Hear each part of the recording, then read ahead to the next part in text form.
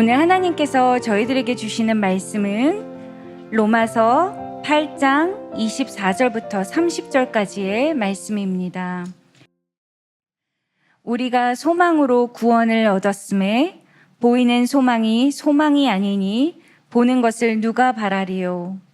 만일 우리가 보지 못하는 것을 바라면 참음으로 기다릴지니라. 이와 같이 성령도 우리의 연약함을 도우시나니 우리는 마땅히 기도할 바를 알지 못하나 오직 성령이 말할 수 없는 탄식으로 우리를 위하여 친히 간구하시느니라. 마음을 살피시는 이가 성령의 생각을 아시나니 이는 성령이 하나님의 뜻대로 성도를 위하여 간구하심이니라. 우리가 알거니와 하나님을 사랑하는 자 곧 그의 뜻대로 부르심을 입은 자들에게는 모든 것이 합력하여 선을 이루느니라.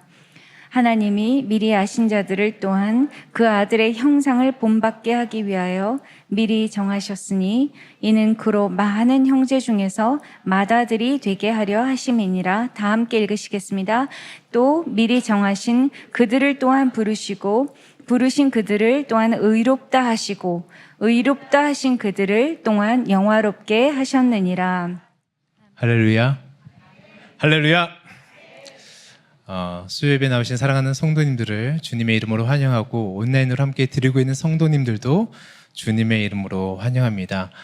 친구 같은 목사 김정현 목사입니다.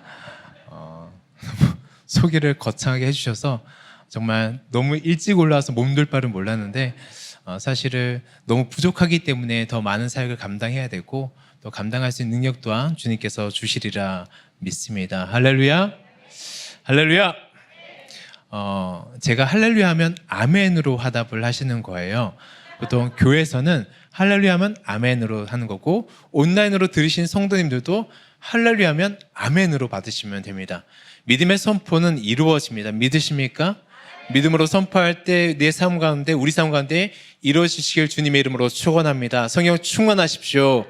말씀 충만하십시오. 하나님의 꿈을 꾸십시오. 우리가 믿음으로 선포하고 받으면 하나님께서 분명히 이루십니다.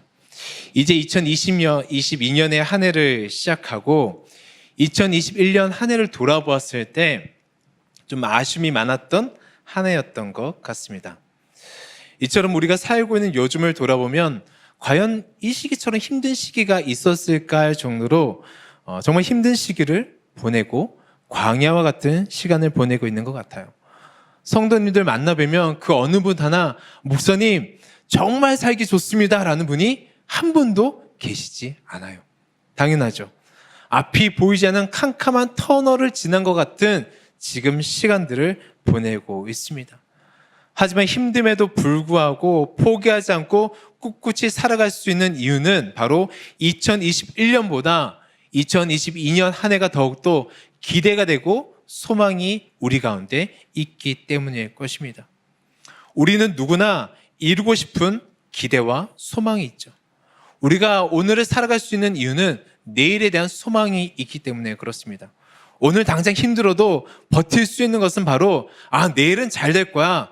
내일은 이제 우리 하느님 모두 잘 될 거야. 내 마스크 벗어 던질 수 있어라는 기대감이 있기 때문에 우리는 오늘도 힘차게 살아갈 수 있습니다. 조금 힘든 일이 있어도 오늘 수요예배 나오신 분들은 아마 아침 일찍 나오셨기 때문에 많이 힘드셨을 거예요. 자녀들 보내느라 남편 보내느라 분주하게 준비해서 오는데 겁지고 온다고 바쁘셨을 거예요. 그 모든 삶 가운데 우리가 나갈 수 있는 것은 바로 기대감 때문에 그렇습니다. 하지만 이 소망을 가지고 살아가지만 한 가지 확실한 것은 이 소망이 우리 삶 가운데 우리들에게 잠깐의 갈증은 해결해주고 우리 삶 가운데 작은 쉼표는 찍어줄 수 있지만 우리 삶 전체적으로 완전한 소망을 가져다 주지는 못한다라는 것입니다. 결국 세상의 소망은 없어질 소망이라는 것이죠. 아마 새해 많은 소망들을 기대하고 소망을 가지고 아마 나아가시고 계실 거예요. 저는 그 소망이 주님 안에서 이루어지시길 주님의 이름으로 축원합니다.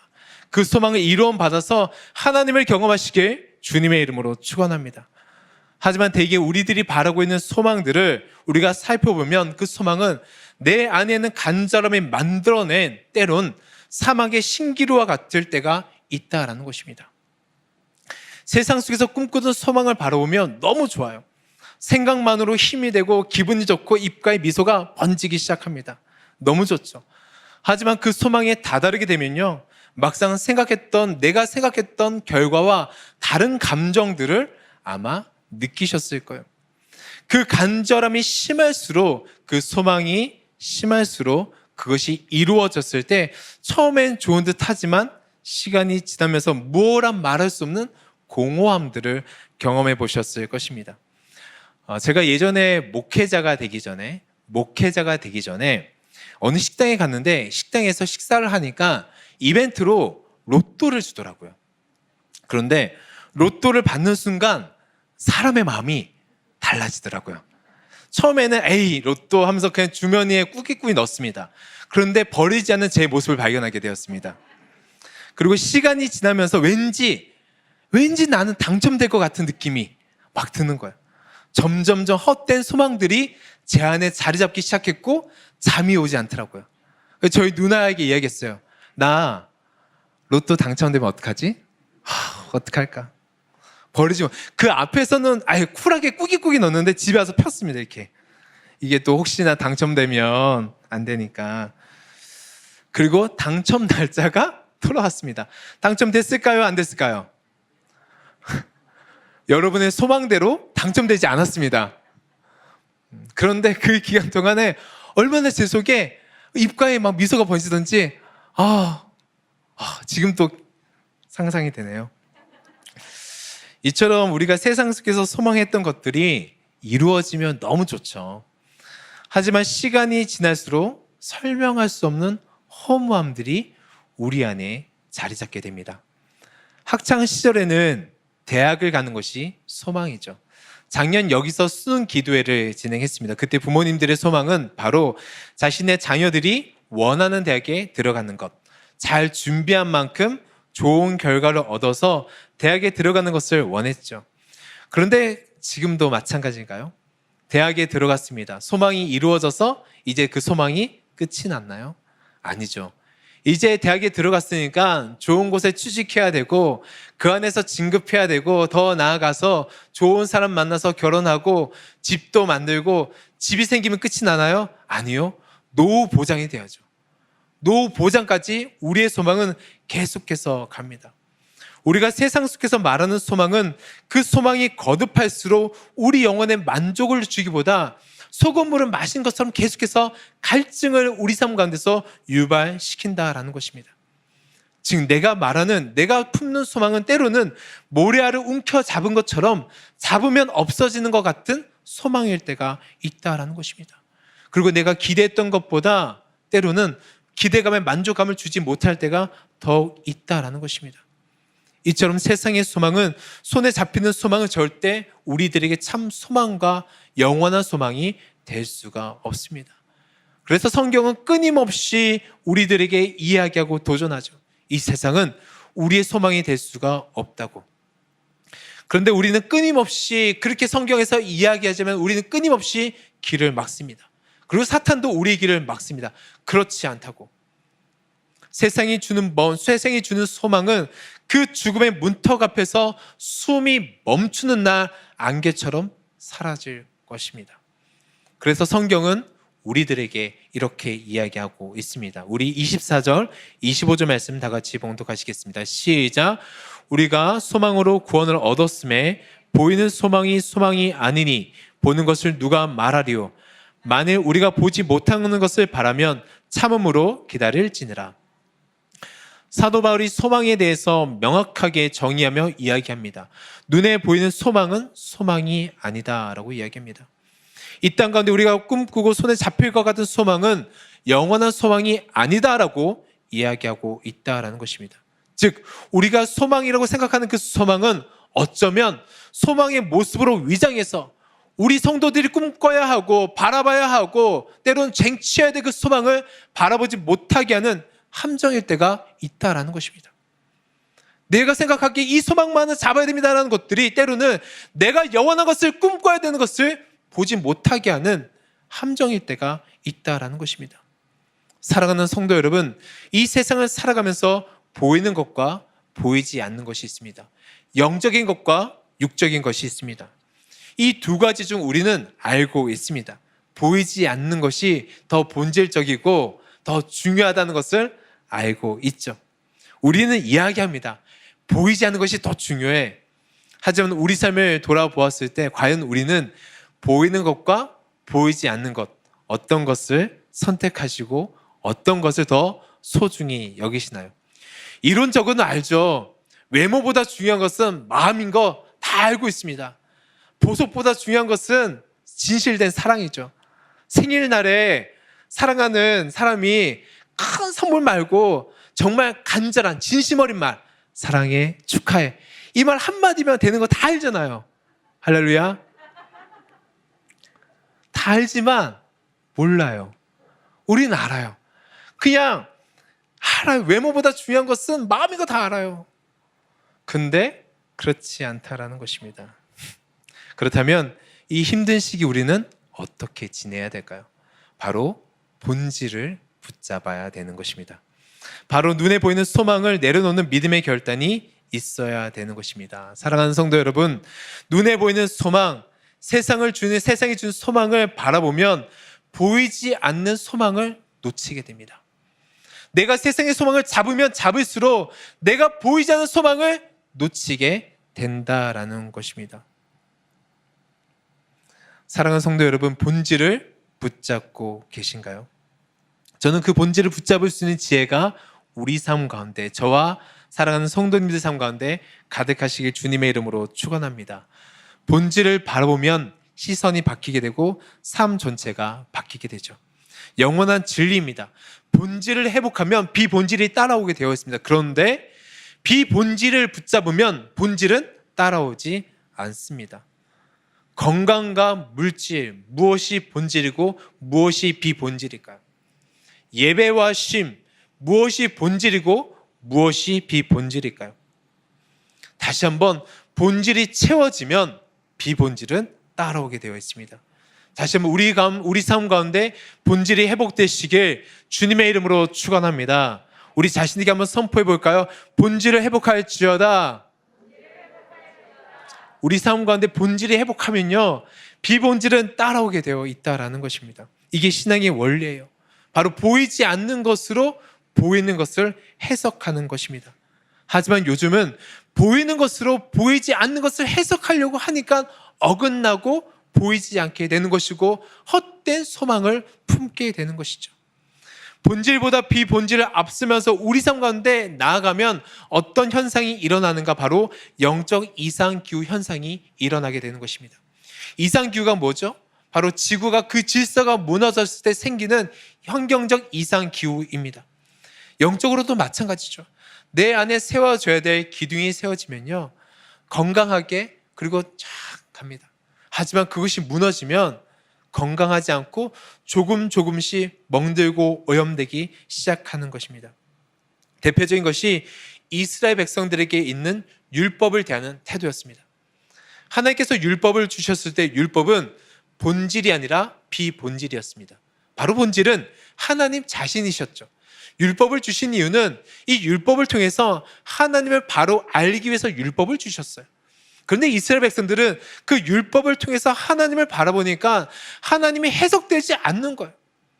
율법을 통해서 하나님을 바라보니까 무서운 하나님, 나를 책망하신 하나님, 나를 무섭게 책찍질하신 하나님을 경험하게 되는 거죠.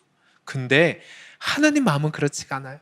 하나님은, 하나님께서 율법을 주신 것은 내가 얼마나 너희를 사랑하는지 알게 해주시기 위해서 율법을 주신 것입니다. 하나님께 집중하면 율법 안에 담기신 하나님의 그 놀라운 뜻을 발견할 수 있다라는 것입니다. 나를 살리시는 하나님을 발견할 수 있다라는 것입니다. 그러면서 사도 바울은 이야기하고 있습니다. 바로 이 땅의 소망이 아니라 영원한 소망은 무엇인지 이야기하는데, 그것은 사라지지 않는 하나님의 나라에 대해서, 하나님 나라에 대한 소망을 이야기하고 있다라는 것입니다. 사랑하는 성도 여러분, 우리가 2022년 많은 소망을 품으셨을 것입니다. 하지만 하나님 나라에 대한 그 소망보다 앞서가서는 안 됩니다. 우리 삶 가운데 하나님 나라의 그 소망이 늘 앞서가야 되고 그 다음 우리 소망이 따라오는 것입니다. 우리는 현 시대에 보이는 소망이 아니라 하나님 나라에 대한 소망을 품어야 될 줄로 믿습니다. 그 소망을 품게 될 때 비로소 나의 모든 소망들이 재정비되고 새롭게 보이기 시작하고 새롭게 해석이 되는 거예요. 영적인 기후가 바뀌는 것입니다. 마태복음 6장 33절에 보면 그런즉 너희는 그의 나라와 그의 의를 구하라고 이야기하고 있습니다. 이 말씀 다 외우시죠? 먼저 외우는 말씀이에요. 주일학교 때 먼저 외우는 말씀이에요. 너희는 먼저 그의 나라와 그의 의를 구하라. 그리하면 이 모든 것을 너희에게 더하시리라. 바로 이 말씀은 하늘의 소망을 품으라고 우리들에게 이야기하고 있다라는 것입니다. 먼저 그의 나라와 그의 의를 구하라. 숨겨진 비밀이 있죠. 그의 나라와 그의 의를 구하면 자연스럽게 나의 가치관이 완전히 달라지게 된다라고 이야기하고 있다라는 것입니다. 본질을 잡으니 참 소망을 따라오는 것입니다. 저는 이 시간 하나님의 소망으로 우리 마음속에 품으시길 주님의 이름으로 축원합니다. 우리 마음속에 주로부터 오지 않는 그 모든 소망함들은 거부하시고 하나님의 소망으로 채우시길 주님의 이름으로 축원합니다. 먼저 그의 나라와 그의 의를 구하라. 우리 26절, 27절 봉독하시겠습니다. 시작. 이와 같이 성령도 우리의 연약함을 도우시다니 우리는 마땅히 기도할 바를 알지 못하나 오직 성령이 말할 수 없는 탄식으로 우리를 위하여 친히 간구하시느니라. 마음을 살피시는 이가 성령의 생각을 아시나니 이는 성령이 하나님의 뜻대로 성도를 위하여 간구하심이니라. 아멘. 그런데 사랑하는 성도 여러분, 우리가 이렇게 천국 소망 말씀을 듣고 예배를 드리고 다시 한번 마음을 다잡고 나아가지만 중요한 것은 우리는 연약한 지체라는 것입니다. 또 나아가면 삶의 자리에 나아가면 또 내 손 안에 로또가 주어지면 어느 순간 본질이 아니라 비본질로 향하고 있는 우리 모습을 발견하게 될 것입니다. 그래서 그런 모습을 안 사도 바울이 우리들에게 권면하고 있다라는 것입니다. 바로 어떻게 권면하는가? 성령의 도우심을 받으라고 이야기하고 있습니다.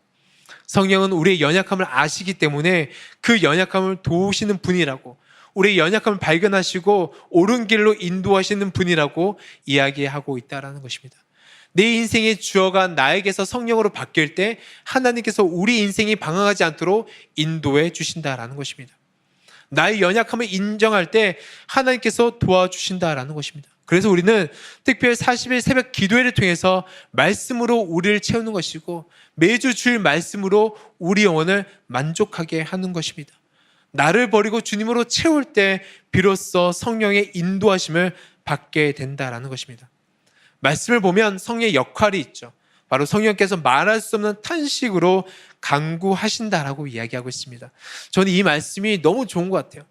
성령께서 말할 수 없는 탄식으로, 말하면서 생색내시는 것이 아니라 말할 수 없는 탄식으로 우리를 위해서 지금도 중보하고 있다는 것입니다.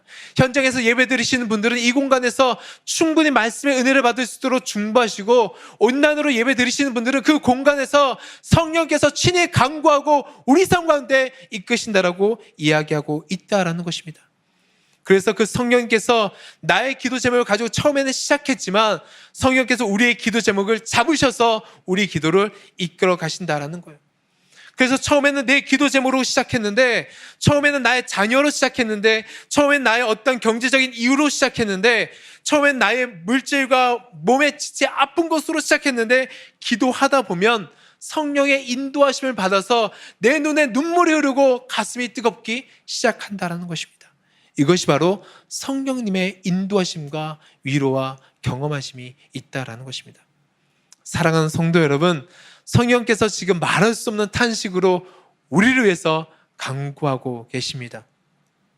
그리고 그 성령께서 하나님의 뜻을 따라 살도록 만들어 가십니다. 사람은 욕심을 따라가죠. 하지만 성령께서 운행하시면 우리 인생 하나님의 뜻대로 살아가게 될 줄 믿습니다. 내 꿈이 주님의 꿈으로 바뀌고 인생에 참 소망이 생기는 것이죠. 그리고 그 소망이 우리의 호흡이 끝나는 날, 우리의 그 생명이 끝나는 날 더욱더 빛나고 아름답게 영화롭게 우리 삶 가운데 다가올 줄로 믿으시기 바랍니다. 주님을 믿지 않으면 세상 끝나는 날 그 소망이 안개처럼 사라지지만 성령께서 주시는 꿈을 꾸면 우리가 호흡이 다하는 날, 주께서 부르시는 그날 나의 모든 소망함이 더 영화롭게 되어서 주님 앞에서 그 모든 것들이 만족하고 이루어질 줄로 믿습니다. 세상 사람들은 내가 원하는 길을 걸어가는데 두려워합니다. 성공하고 있는데 실패를 걱정합니다. 내 손에 잡을 것이 많지만 놓칠까봐 걱정합니다. 그런데 반대로 하나님께서 기뻐하시는 길을 걸어가는 성도들은요, 그 길이 험난하지만, 그 길이 어렵지만 그 안에서 성령께서 주시는 힘과 소망이 있다라는 것입니다. 사랑하는 성도 여러분, 지금 어떤 길을 걸어가고 계신가요? 2022년 한 해 지금 어떤 길로 스타트 하셨나요? 우리가 만약 성령의 인도하심을 따라 그 길을 걸어가면 어떤 장애물을 만나도 내 주 예수 계신 곳 그 어디나 하늘나라라고 고백할 수 있는 그 찬송가가 우리 삶 가운데 입술 가운데 고백된다라는 것입니다. 그 담대함이 기쁨이 우리 성도가 누려야 될 소망인 줄로 믿습니다. 사도 바울의 삶을 보면 인간적으로 선택할 수 있는 그 선택을 하지 않았어요. 바로 그는 보이는 소망이 아니라 보이지 않는 소망을 위해서 인생 전체를 드렸다라는 것입니다. 그 길은 사람들이 알아봐주지 않았죠. 명예와 부귀와 그 어떤 것도 없었습니다. 고통과 아픔과 절망의 길처럼 보였지만 그 속사람은 이전에 누리지 못한 은혜를 경험했다라는 것입니다.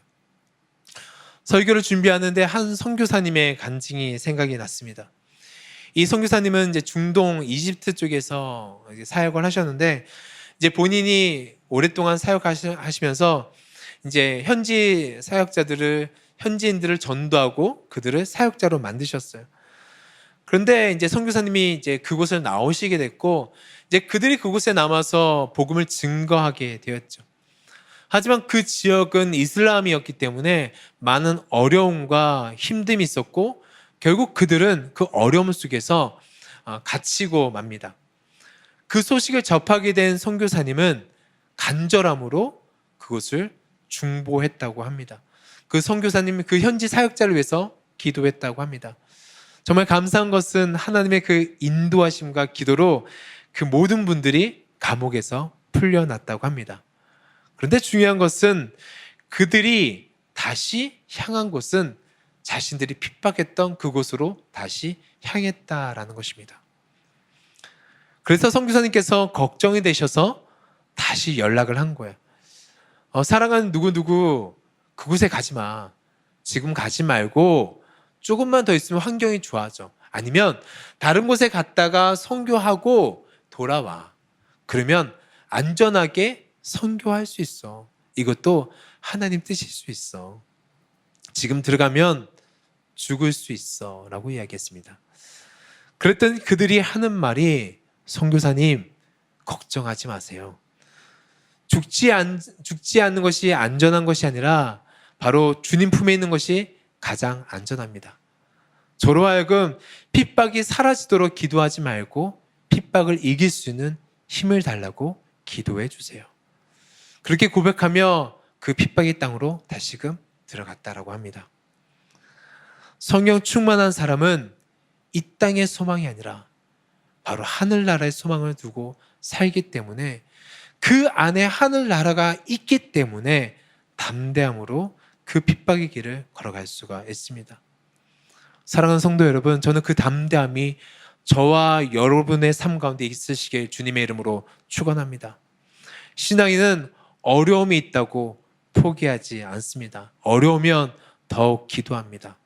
어려우면 더욱 예배합니다. 어려우면 더욱 주님 찾습니다. 포기하지 않습니다. 코로나이기 때문에 지금 이 모습이 최선이야. 하나님, 지금은 코로나이기 때문에 제가 이 모습이 최선이에요.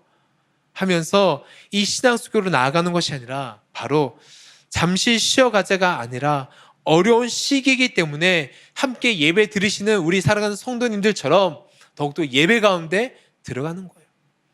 어려우면 더욱더 들어가는 거예요. 그것이 바로 하나님께서 찾으시는 예배자인 줄로 믿습니다. 그러기 위해서는 우리는 더욱더 기도하고 성령 충만을 받아야 될 줄로 믿습니다.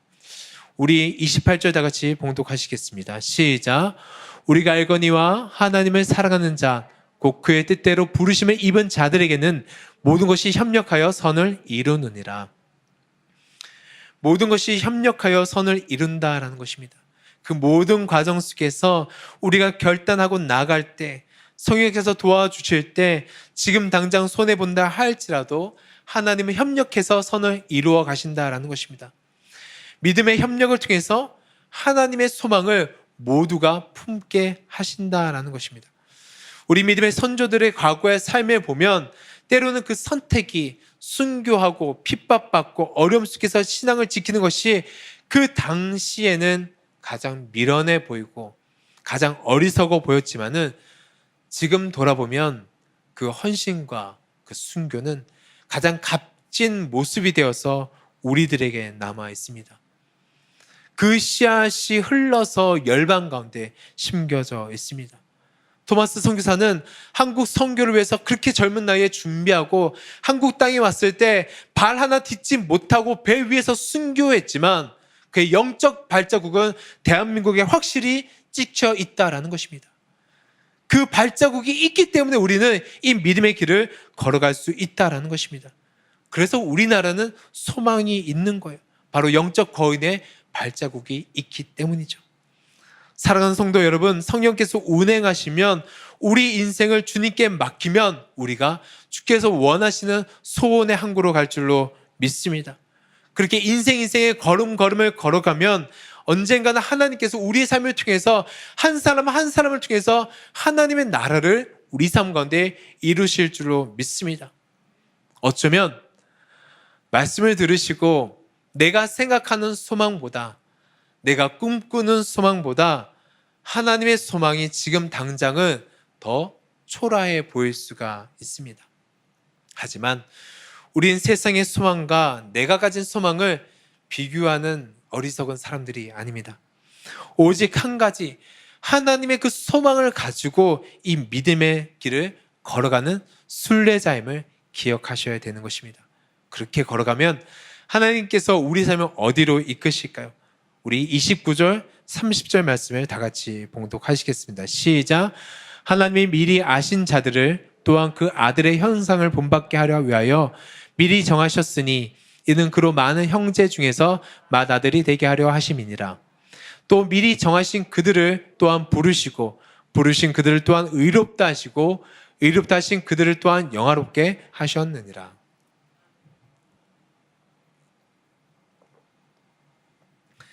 말씀은 하나님이 우리로 하여금 이 길을 걸어가게 되면 예수님을 닮게 된다라고 이야기하고 있습니다. 할렐루야. 우리의 소망이 무엇인가요?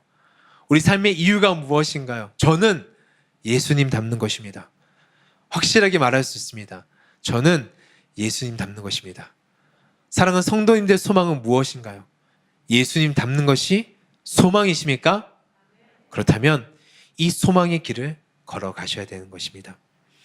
예수님께서 십자가에서 하나님 나라의 소망을 바라보시고 걸어가셨던 것처럼 우리도 성령 충만함으로 이 길을 걸어가면 우리 인생, 주님의 인생처럼 바뀌는 것입니다. 예수님께서 이 땅에 오셨던, 꿈꾸셨던 그 소망을 나도 조금이나마 꿈꾸게 되는 것입니다. 그리고 그 소망을 바라보게 되는 것입니다. 사랑하는 성도 여러분, 성령 충만하십시오. 성령 충만하십시오. 하나님의 나라를 꿈꾸십시오. 그렇다면 이 길이 예수님께서 기뻐하시는 길이 되고 이 길을 걸어가신 주님과 함께 동행하는 것입니다. 하나님 나라의 소망을 따라가는 삶, 성령 충만으로 나아갈 때 우리 삶의 이유가 명확해지고 명쾌해지는 것입니다. 오늘의 하루가 그런 하루 되시길 주님의 이름으로 축원합니다. 말씀을 정리하도록 하겠습니다. 영국의 한 미술관에 가보면 프레드릭 와츠라는 화가가 그린 그림이 있습니다. 이 그림을 보면 동그란 지구처럼 보이는 구 위에 약하게 보이는 한 소녀가 앉아 있죠.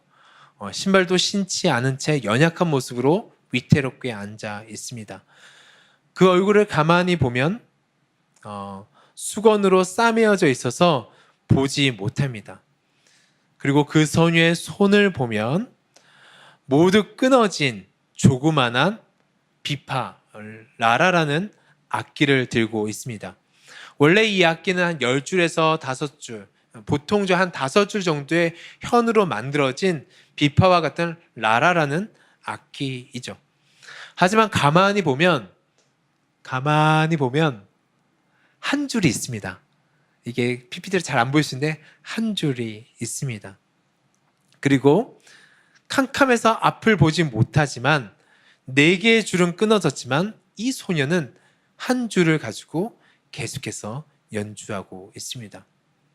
그리고 또 가만히 그림을 받아보면 뒤에서 작은 빛이 이 소녀를 비추고 있습니다. 이 빛은 한 줄로 연주되는 비파의 아름다운 멜로디와 함께 다시금 온 세상을 환하게 만들고 있습니다. 이 그림의 이름은 바로 희망, 소망이라는 그림입니다. 이 그림에 나오는 소녀처럼 때론 우리 인생에서 내가 소망이라고 붙들고 있었던 줄들이 때론 하나씩 끊어질 때가 있습니다.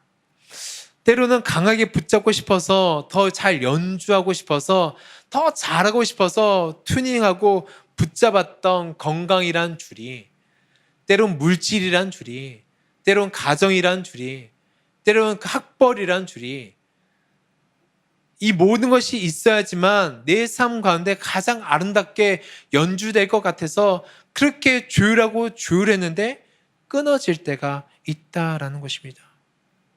그래서 내 삶 가운데 더 이상 나는 노래를 부를 수 없어라는 절망에 빠질 때가 있다라는 것입니다.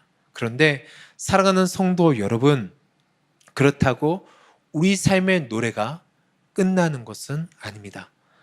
바로 예수 그리스도 그 한 줄만 연결되어 있으면 충분합니다.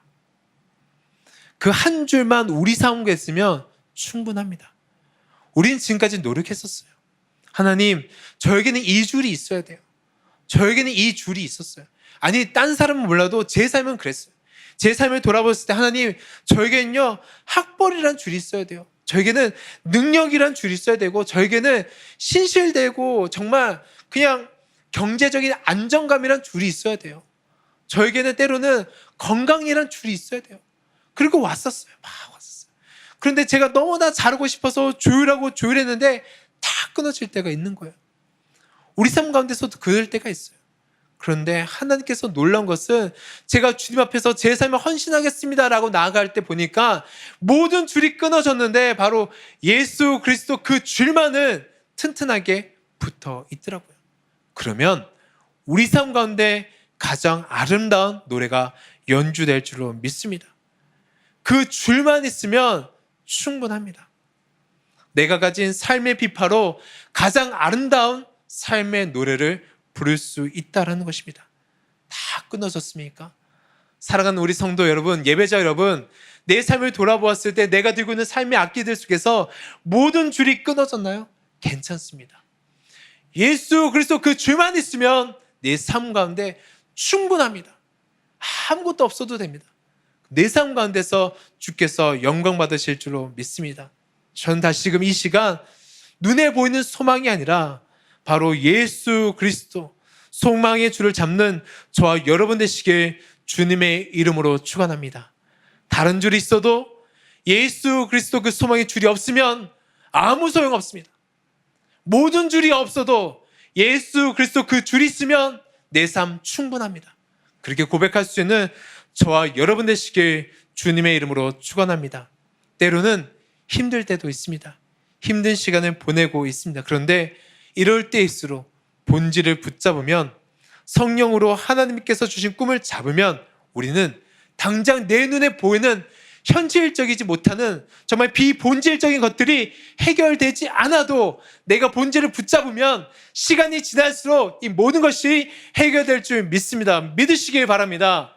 내 삶 가운데 지금 당장 건강이 회복되지 않고, 지금 당장 물질이 회복되지 않고, 지금 당장 나의 직장이 해결되지 않고, 학교가 해결되지 않아도 내가 본질을 붙잡으면 이 모든 것들이 주님 안에서 해결될 줄 믿습니다.